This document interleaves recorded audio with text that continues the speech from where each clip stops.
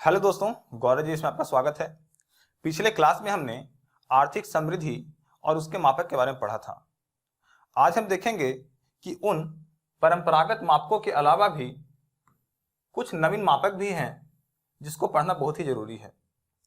जैसे परंपरागत रूप से विश्व मुख्यतः आर्थिक आंकड़ों पर ही ध्यान केंद्रित करता था, लेकिन धीरे धीरे आर्थिक के साथ साथ लोकतांत्रिक, पर्यावरणीय और सामाजिक सुरक्षा जैसे मुद्दे को भी ध्यान देना आवश्यक हो गया। तो इसमें सबसे पहला हम देखेंगे वो है मानव विकास सूचकांक, दूसरा सकल राष्ट्रीय समानता, तीसरा ग्रीन हेरिटेज जीडीपी, चौथा क्रय शक्ति समानता और वास्तविक प्रगति सूचकांक, सामाजिक प्रगति सूचकांक। तो इन सब के माध्यम से हम न ही सिर्फ आर्थिक आंकड़ों को बल्कि लोकतांत्रिक, पर्यावरणीय और सामाजिक सुरक्षा जैसी चीजों को भी देख सकते हैं। तो इसमें सबसे पहले हम देखेंगे मानव विकास सूचकांक। मानव विकास सूचकांक का मतलब क्या है? जैसे मानव है, इसका विकास और मानव के विकास का सूचकांक।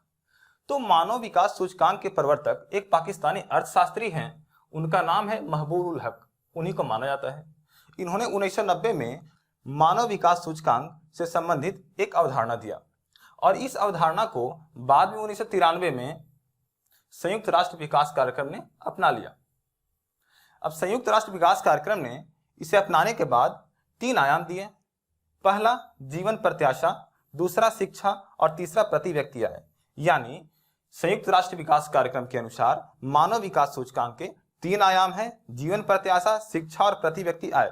तो जीवन प्रत्याशा में हम देखते हैं कि जब बच्चा जन्म लेता है तो उस समय उसके जीने की प्रत्याशा कितनी है, यानी जन्म के समय जीवन प्रत्याशा। दूसरा हम देखते हैं शिक्षा।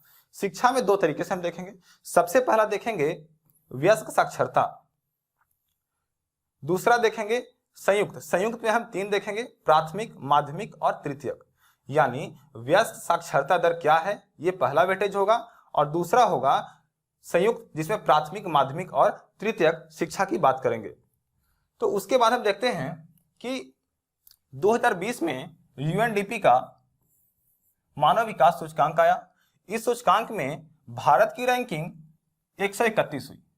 ये टोटल 189 देशों का रैंकिंग था, जिसमें भारत ने 131वां स्थान प्राप्त किया। अगर हम पिछले साल से कंपेयर करें तो पिछला साल क्या था? 129 से 131, यानी कि इस बार 2 अंकों की गिरावट हुई है। वैसे ही अगर हम भारत के वैल्यू की बात करें तो मानव विकास सूचकांक में भारत की वैल्यू यानी भारत का मूल्य जो है वो 0.645 है, क्योंकि यूएनडीपी जो है वो मानव विकास सूचकांक में एक वैल्यू लेता है और वो वैल्यू 0 से लेकर 1 तक वेरी करता है। यानी विश्व के सारे देश 0 से लेकर के 1 के बीच में ही वेरी करेंगे, और भारत का स्थान कितना आया है? 0.645। इसमें एक और ध्यान देने वाली बात है, और वो है कि 1990 और 2020 के बीच कंपैरिजन। जैसे 1990 में भारत का मूल्य 0.429 था, 2020 में बढ़ करके 0.645 हो गया। यानी अगर हम यहाँ पे देखें तो यहाँ पे करीब 50% की बढ़ोतरी हुई है। तो मानव विकास सूचकांक के मूल्य में 50% की बढ़ोतरी हुई है। अगर जीवन प्रत्याशा की बात करें तो 1990 के मुताबिक 2020 में 12 साल की वृद्धि हुई है, और प्रति व्यक्ति आय 274% बढ़ा है। इसके साथ ही अगर हम कुछ देश को देखें तो सबसे पहला जो स्थान है वो नॉर्वे का है, यानी मानव विकास सूचकांक में सबसे पहला स्थान नॉर्वे का है। और भारत के कुछ पड़ोसी देश भी हैं, जैसे पाकिस्तान का स्थान 154 है, नेपाल का स्थान 142 है और बांग्लादेश का स्थान 133 है। यानी कि भारत के जितने भी पड़ोसी देश हैं वो भारत से नीचे हैं। नॉर्वे पहले स्थान पर है, भारत की रैंकिंग 131 है, और पिछले साल से भारत 2 अंकों की गिरावट में है। एसडीआई के बाद हम हरित अर्थव्यवस्था को देखेंगे, और ये हरित अर्थव्यवस्था एक बहुत ही इंपॉर्टेंट टॉपिक है। जैसे हम अर्थव्यवस्था में जीडीपी में क्या पढ़ते थे कि एक वर्ष के अंदर वस्तुओं और सेवाओं के मौद्रिक मूल्य के योग को हम जीडीपी बोलते थे, लेकिन जब हम हरित अर्थव्यवस्था की बात करते हैं तो हम अंतिम मूल्य में से पर्यावरणीय ह्रास को घटा देते हैं। जैसे मान लीजिए जब आर्थिक प्रगति हुआ देश में और जीडीपी का धीरे धीरे विकास हुआ, तो उस आर्थिक प्रगति में हम बहुत सारे पर्यावरणीय ह्रास भी करते हैं। तो जब हम हरित जीडीपी को काउंट करते हैं तो अंतिम मूल्य से पर्यावरणीय ह्रास को घटा देते हैं। अब ये हरित अर्थव्यवस्था यानी ग्रीन जीडीपी की संकल्पना क्यों आई, इसके पीछे कारण था। जैसे दिन प्रतिदिन क्या हो रहा है, जैविक विविधता का विनाश होता जा रहा है, धीरे धीरे जलवायु परिवर्तन हो रहा है और इस जलवायु परिवर्तन, जैविक विविधता का ह्रास पूरे विश्व में देखने को मिल रहा है। उसके बाद हम देखें तो आर्थिक गतिविधियों में पर्यावरणीय तरीकों को स्थापित करना है। जैसे सरकार मान लीजिए एक साल का बजट लाती है, तो इस बजट में हमें यह देखना होगा कि क्या पर्यावरणीय मूल्यों को ध्यान दिया गया या नहीं। तो इसके लिए भी हम हरित अर्थव्यवस्था का उपयोग कर सकते हैं।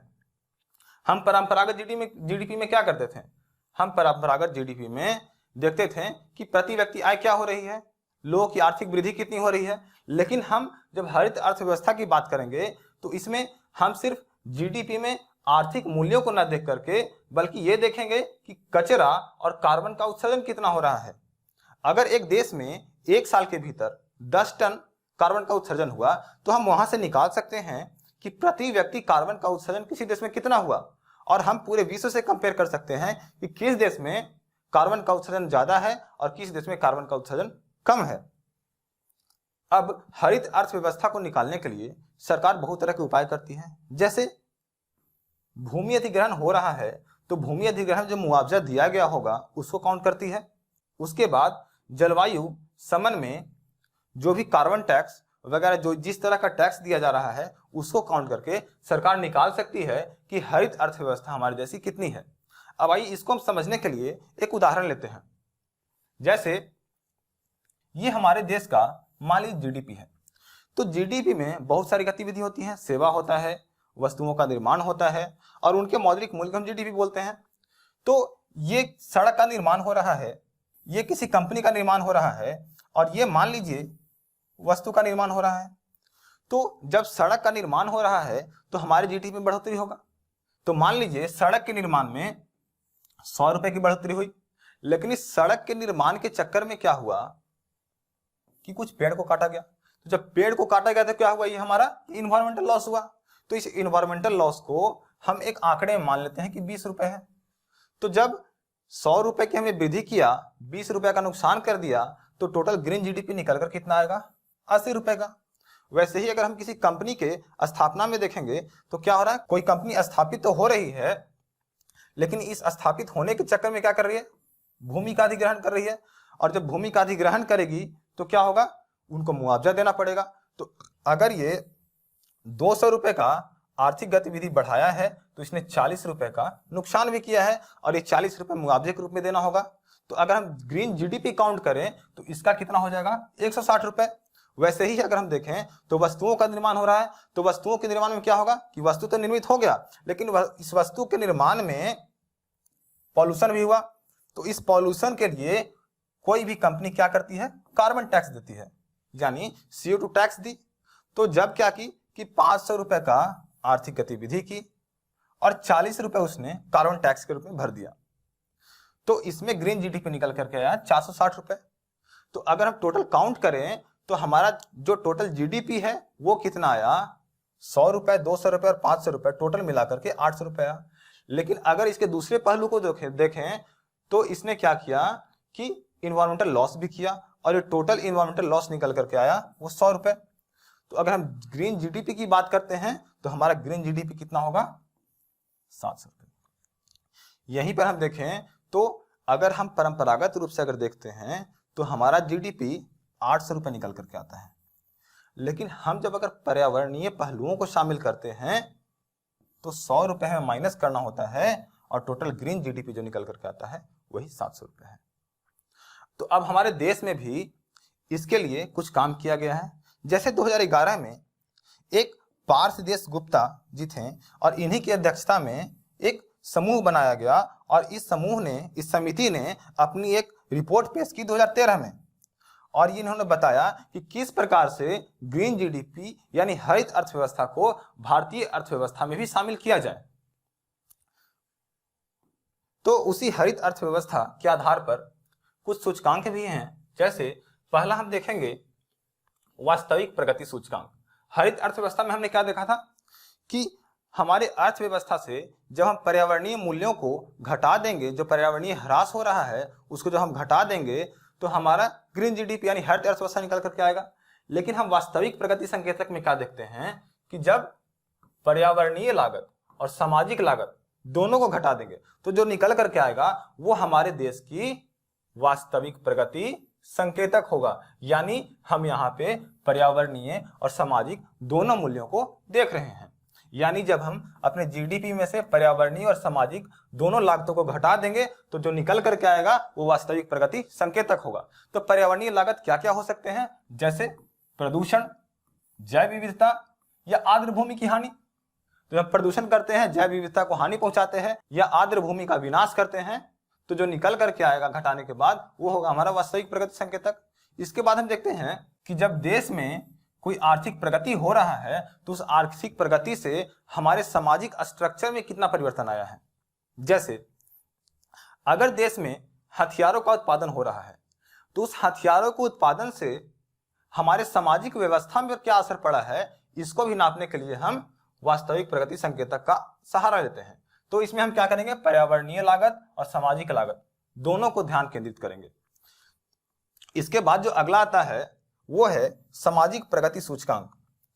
तो सामाजिक प्रगति सूचकांक एक एनजीओ है ये अमेरिका में, उसका नाम है सोशल प्रोग्रेस इंपरेटिव यानी एसपीआई। इसी के द्वारा जारी किया जाता है सामाजिक प्रगति सूचकांक। तो सामाजिक प्रगति सूचकांक में 3 आधार को लिया जाता है, आर्थिक, सामाजिक और पर्यावरणीय विकास। यानी सामाजिक प्रगति सूचकांक में हम सामाजिक, आर्थिक और पर्यावरणीय विकास को समाहित करेंगे। अगर इसके निर्धारक की बात करें तो टोटल इसमें 51 निर्धारक लिया गया है, लेकिन मुख्य रूप से 3 ही है। वो क्या है, पहला है अवसर, यानी कि जब देश में प्रगति हो रहा है तो उस प्रगति में लोगों को कितना अवसर प्रदान किया है। उसके बाद कल्याण का आधार है, जब सरकार कोई नीति बना रही है तो उसमें लोगों का कल्याण का आधार कितना है, इसको ही हम देखते हैं। और तीसरा है मानवीय आवश्यकता, जैसे आर्थिक विकास में मानवीय आवश्यकताओं की कितनी पूर्ति हो रही है, उसको भी हम ध्यान केंद्रित करते हैं सामाजिक प्रगति सूचकांक में। हम सामाजिक प्रगति सूचकांक में अगर भारत की रैंकिंग देखें तो भारत की रैंकिंग कितनी है, वो है 117। यानी 2020 में सामाजिक प्रगति सूचकांक में भारत की रैंकिंग 117 है। अगर वैल्यू देखें तो ये 50% से ऊपर है और ये है 56.80। तो अब हम देखते हैं राष्ट्रीय सकल प्रसन्नता को, यानी ग्रॉस नेशनल हैप्पीनेस, अर्थात एक राष्ट्र में कितनी प्रसन्नता है सकल रूप से, इसको हम देखेंगे। तो इसकी अवधारणा भूटान से आई है। एक भूटान के पूर्व राजा थे जिनका नाम था जिग्मे सिंगे वांगचुक। तो जिग्मे सिंगे वांगचुक का मानना था कि एक देश में, एक राष्ट्र में सिर्फ आर्थिक विकास से काम नहीं चलेगा, बल्कि उसके साथ वहां पर प्रसन्नता भी होनी चाहिए। तो इसीलिए उन्होंने सकल राष्ट्रीय प्रसन्नता की अवधारणा दी। इस सकल राष्ट्रीय प्रसन्नता के 4 आयाम थे। तो सबसे पहला था संधारणीय और समान सामाजिक आर्थिक विकास। अर्थात संधारणीय का अर्थ क्या है कि कोई भी चीज, कोई भी विकास सतत होनी चाहिए। उसके बाद ये सामाजिक और आर्थिक विकास को समान रूप से करना चाहते थे, यानी कि लोगों के बीच ज्यादा विभेद ना हो और सारे लोगों को समान अवसर प्रदान किया जाए। इन्होंने पर्यावरण संरक्षण पर बात की। इन्होंने बताया कि सांस्कृतिक मूल्यों का संरक्षण और संवर्धन करना चाहिए, साथ ही देश में सुशासन भी बना रहना चाहिए। यानी कि जिग्मे सिंगे वांगचुक ने सकल राष्ट्रीय प्रसन्नता के 4 आयाम दिए। उसमें पहला था संधारणीय और समान सामाजिक आर्थिक विकास, दूसरा था पर्यावरण का संरक्षण, तीसरा था सांस्कृतिक मूल्यों का संरक्षण और संवर्धन, और चौथा था सुशासन। और सबसे बड़ी बात है कि अगर हम इसे देखें तो नजर आएगा कि ये सारे कहीं ना कहीं बुद्ध के दर्शन से प्रभावित है। अब इसी को फिर संयुक्त राष्ट्र सतत विकास कार्यक्रम ने अपना लिया। इसी से प्रेरित होकर के 2012 में इसने पहला रिपोर्ट जारी किया। और अगर हम संयुक्त राष्ट्र सतत विकास नेटवर्क के आधार को भी देखें तो इसने भी स्वस्थ जीवन, जीने की प्रत्याशा, सामाजिक समर्थन, स्वतंत्रता, विश्वास जैसे चीजों को विश्व प्रसन्नता रिपोर्ट में शामिल किया। वहीं अगर हम भारत की रैंकिंग देखें 2020 में, तो भारत की रैंकिंग 146 है और पहला स्थान जो है वो पहला स्थान मिला है फिनलैंड को। परचेजिंग पावर पैरिटी को समझने के लिए सबसे पहले हम एक्सचेंज रेट को समझेंगे। जैसे आप पर डे सुनते होंगे कि अमेरिका के $1 के बराबर हमारा 70 रुपए है। तो क्या ये $1 और ये 70 रुपए क्या वास्तविक स्थिति का मापन करते हैं? क्या ये वास्तविक रूप से ये बता सकते हैं कि किसी देश की परचेजिंग पावर दूसरे देश की परचेजिंग पावर के कंपैरिजन में कितना ज्यादा है या कितना कम है? तो इसके लिए हम एक उदाहरण लेते हैं। जैसे मान लीजिए क्या है, ये एक बर्गर है। तो बर्गर अमेरिका में भी लोग खाते हैं और बर्गर इंडिया में भी लोग खाते हैं। तो हम इस बर्गर का कंपैरिजन डॉलर में भी करके देखते हैं और रुपए में भी करके देखते हैं। अगर डॉलर में देखें तो एक बर्गर की कीमत $5 होगी, और अगर हम इंडिया में देखते हैं तो अगर एक्सचेंज रेट के हिसाब से देखें तो $5 बराबर कितना हो जाएगा? 350 रुपए।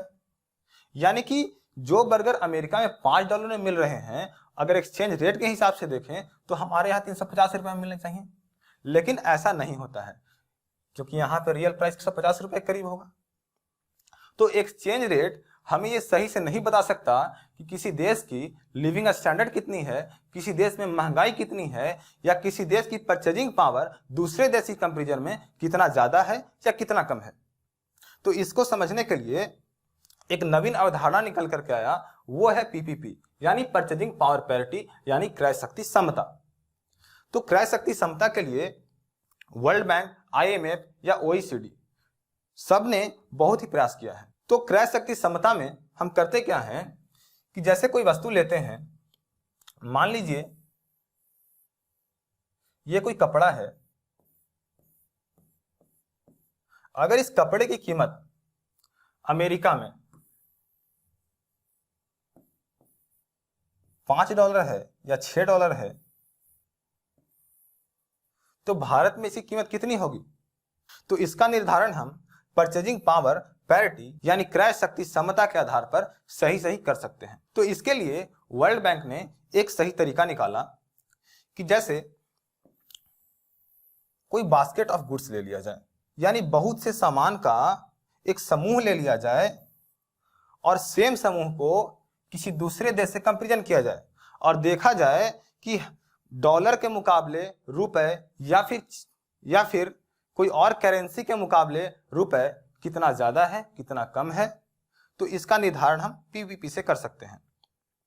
तो इसके लिए हम करते क्या है कि एक बास्केट ऑफ गुड्स ले लिए। तो बास्केट ऑफ गुड्स का कीमत मान लीजिए $100 है और हमारे यहाँ सेम बास्केट ऑफ गुड्स का कीमत मान लीजिए 1800 रुपए है।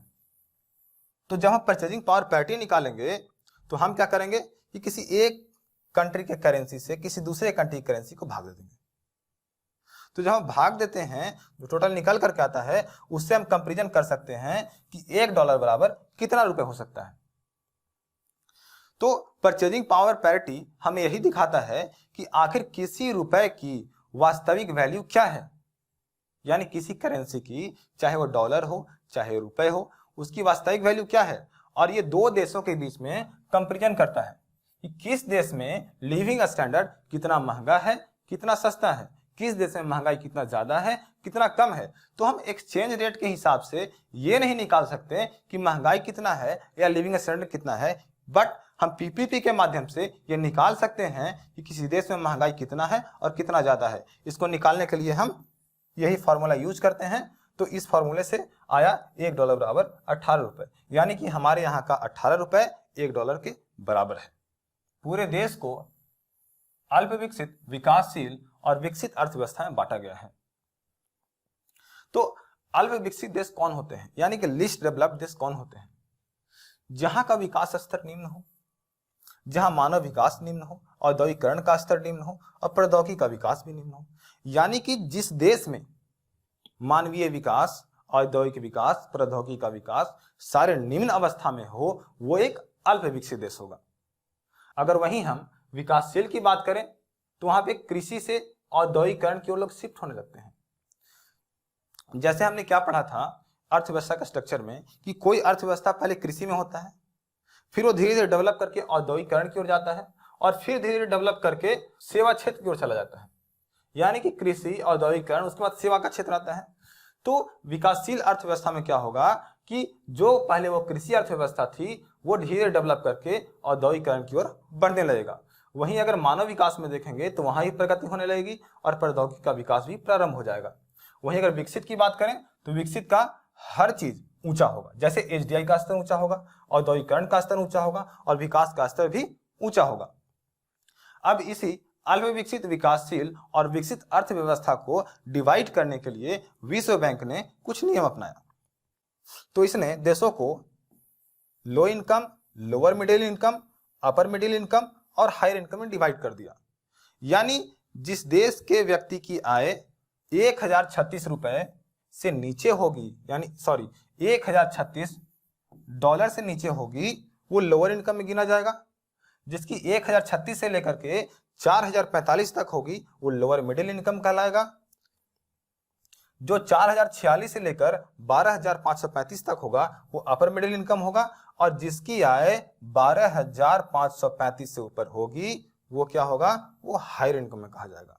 यानी कि वर्ल्ड बैंक ने lower income, lower middle income, upper middle income और हायर इनकम में गणना किया है विश्व को।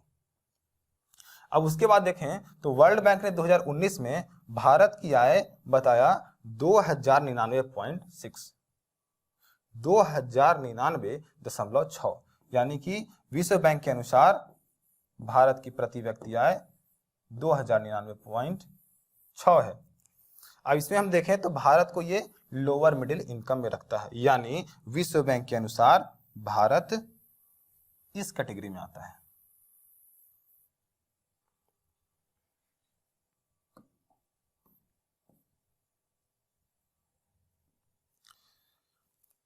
तो आज के लिए इतना ही था।